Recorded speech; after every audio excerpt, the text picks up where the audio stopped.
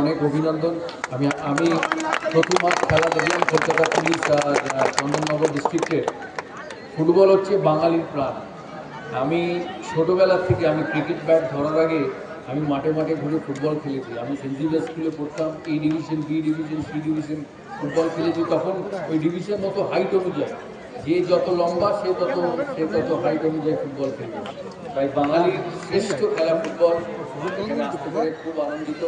আর আমি রিকোয়েস্ট করবো এখানে যারা আছে মধ্যমগ্রামে, যারা বালুদা মধ্যমগ্রামের লোক, বালুদা ক্রিকেটের সঙ্গে যুক্ত, কিন্তু মধ্যমগ্রামে যারা আছেন নতুনবাবুর নেতৃত্বে ছেলে মেয়েদের খেলার সুযোগ করে দেবেন। এখন শুধু ছেলে নয়, এখন মেয়েরাও, মেয়েদের খেলা ক্রিকেট হোক ফুটবল হোক অনেক অনেক এগিয়ে গেছে। তাই অনেক শুভেচ্ছা, অনেক ধন্যবাদ সবাইকে।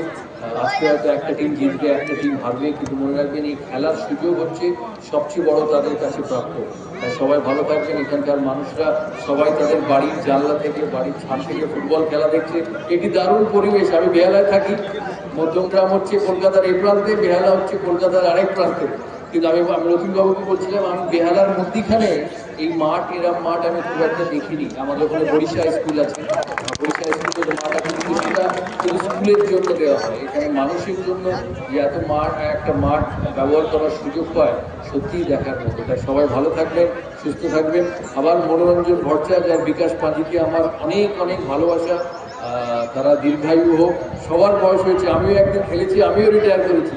তাই তোমাদের শরীর সুস্থ থাকুক, ভালো থাকুক।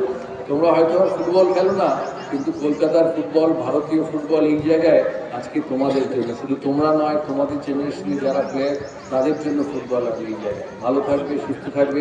আর আমাকে এখানে আনার জন্য অনেক ধন্যবাদ।